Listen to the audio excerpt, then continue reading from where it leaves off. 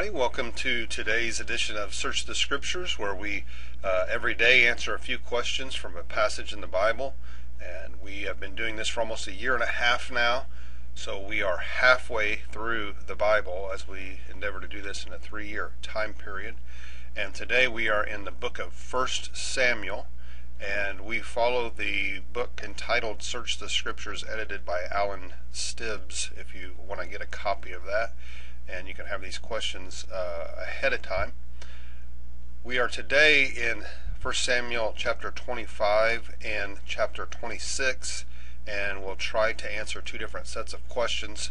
The first one is this: Nabal was rich and satisfied, but what did he lack?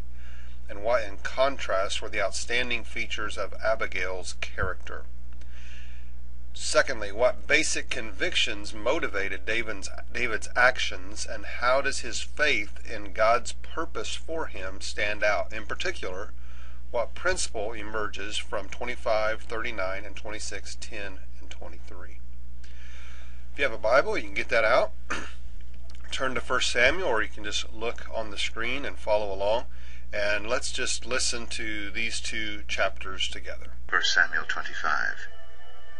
Now Samuel died, and all Israel assembled and mourned for him, and they buried him at his home in Ramah. Then David moved down into the desert of Maon. A certain man in Maon, who had property there at Carmel, was very wealthy. He had 1,000 goats and 3,000 sheep, which he was shearing in Carmel. His name was Nabal, and his wife's name was Abigail. She was an intelligent and beautiful woman, but her husband, a Calebite, was surly and mean in his dealings. While David was in the desert, he heard that Nabal was shearing sheep. So he sent 10 young men and said to them, "Go up to Nabal at Carmel and greet him in my name. Say to him, 'Long life to you, good health to you and your household, and good health to all that is yours. Now I hear that it is sheep shearing time. When your shepherds were with us, we did not mistreat them, and the whole time they were at Carmel, nothing of theirs was missing. Ask your own servants, and they will tell you. Therefore be favorable toward my young men, since we come at a festive time. Please, give your servants and your son David whatever you can find for them.'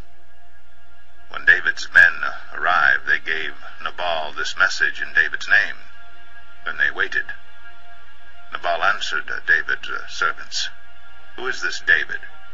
Who is this son of Jesse? Many servants are breaking away from their masters these days. Why should I take my bread and water, and the meat I have slaughtered for my shearers, and give it to men coming from who knows where?' David's men turned around and went back. When they arrived, they reported every word. David said to his men, 'Put on your swords.' So they put on their swords, and David put on his. About 400 men went up with David, while 200 stayed with the supplies. One of the servants told Nabal's wife Abigail, 'David sent messengers from the desert to give our master his greetings, but he hurled insults at them. Yet these men were very good to us. They did not mistreat us, and the whole time we were out in the fields near them, nothing was missing. Night and day they were a wall around us all the time we were herding our sheep near them. Now think it over and see what you can do, because disaster is hanging over our master and his whole household. He is such a wicked man that no one can talk to him.' Abigail lost no time.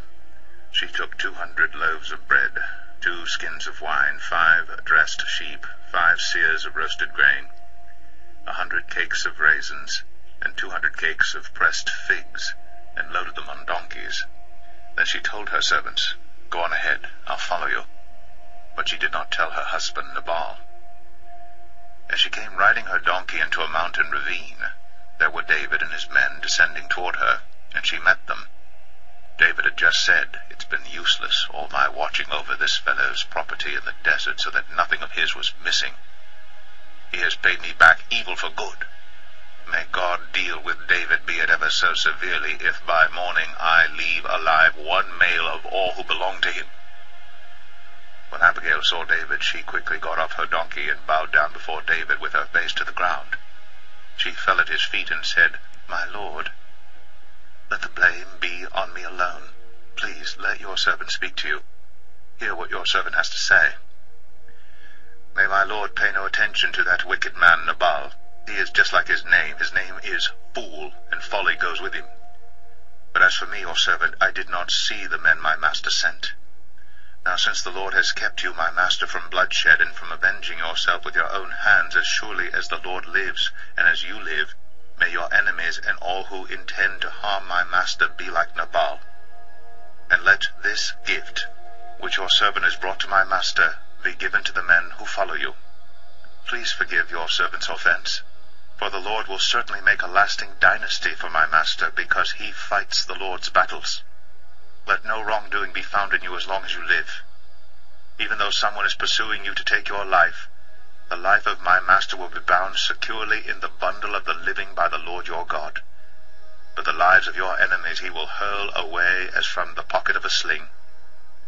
When the Lord has done for my master every good thing he promised concerning him, and has appointed him leader over Israel, my master will not have on his conscience the staggering burden of needless bloodshed, or of having avenged himself. And when the Lord has brought my master success, remember your servant. David said to Abigail, Praise be to the Lord, the God of Israel, who has sent you today to meet me. May you be blessed for your good judgment, and for keeping me from bloodshed this day, and from avenging myself with my own hands. Otherwise, as surely as the Lord, the God of Israel, lives, who has kept me from harming you, if you had not come quickly to meet me, not one male belonging to Nabal would have been left alive by daybreak. Then David accepted from her hand what she had brought him, and said, Go home in peace. I have heard your words, and granted your request. When Abigail went to Nabal, he was in the house holding a banquet like that of a king. He was in high spirits and very drunk. So she told him nothing until daybreak. Then in the morning, when Nabal was sober, his wife told him all these things, and his heart failed him, and he became like a stone. About 10 days later, the Lord struck Nabal, and he died. When David heard that Nabal was dead, he said, Praise be to the Lord, who has upheld my cause against Nabal for treating me with contempt. He has kept his servant from doing wrong, and has brought Nabal's wrongdoing down on his own head. Then David sent word to Abigail, asking her to become his wife. His servants went down to Carmel and said to Abigail, David has sent us to you to take you to become his wife. She bowed down with her face to the ground and said, Here is your maidservant, ready to serve you, and wash the feet of my master's servants. Abigail quickly got on a donkey, and attended by her 5 maids, went with David's messengers and became his wife. David had also married Ahinoam of Jezreel, and they both were his wives. But Saul had given his daughter Michal, David's wife, to Paltiel, son of Laish, who was from Galim. Samuel 26. The Ziphites went to Saul at Gibeah and said, Is not David hiding on the hill of Hachilah, which faces Jeshemen? So Saul went down to the desert of Ziph with his 3,000 chosen men of Israel to search there for David. Saul made his camp beside the road on the hill of Hachilah facing Jeshemen, but David stayed in the desert. When he saw that Saul had followed him there, he sent out scouts and learned that Saul had definitely arrived. Then David set out and went to the place where Saul had camped. He saw where Saul and Abner, son of Ner, the commander of the army, had lain down. Saul was lying inside the camp with the army encamped around him. David then asked Ahimelech the Hittite and Abishai, son of Zeruiah, Joab's brother, Who will go down into the camp with me to Saul? I'll go with you, said Abishai. So David and Abishai went to the army by night, and there was Saul, lying asleep inside the camp with his spear stuck in the ground near his head. Abner and the soldiers were lying around him. Abishai said to David, Today God has delivered your enemy into your hands. Now let me pin him to the ground with one thrust of my spear. I won't strike him twice. But David said to Abishai, Don't destroy him. Who can lay a hand on the Lord's anointed and be guiltless? "As surely as the Lord lives," he said, "the Lord himself will strike him. Either his time will come and he will die, or he will go into battle and perish. But the Lord forbid that I should lay a hand on the Lord's anointed. Now get the spear and water jug that are near his head, and let's go." So David took the spear and water jug near Saul's head, and they left. No one saw or knew about it, nor did anyone wake up. They were all sleeping because the Lord had put them into a deep sleep. Then David crossed over to the other side and stood on top of the hill some distance away. There was a wide space between them.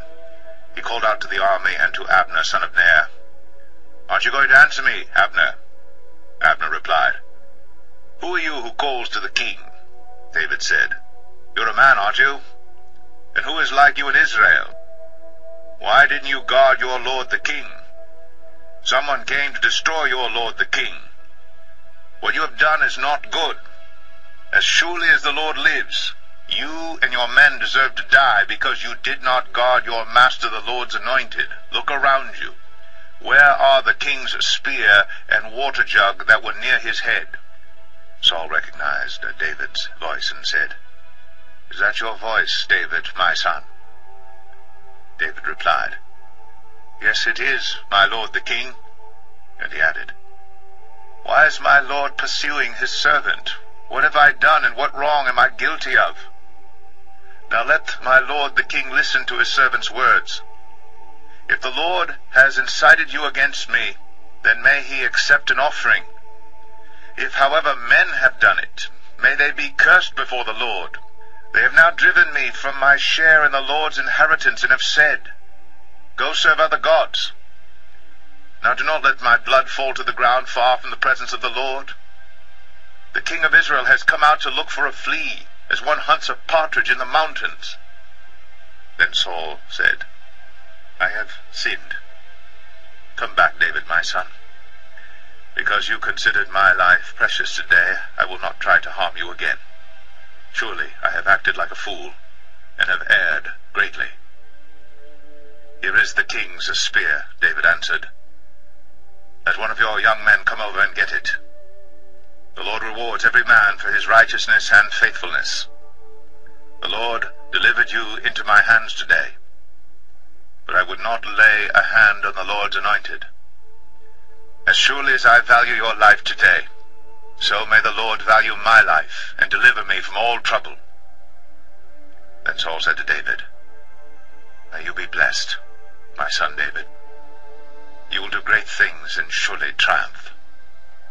So David went on his way, and Saul returned home.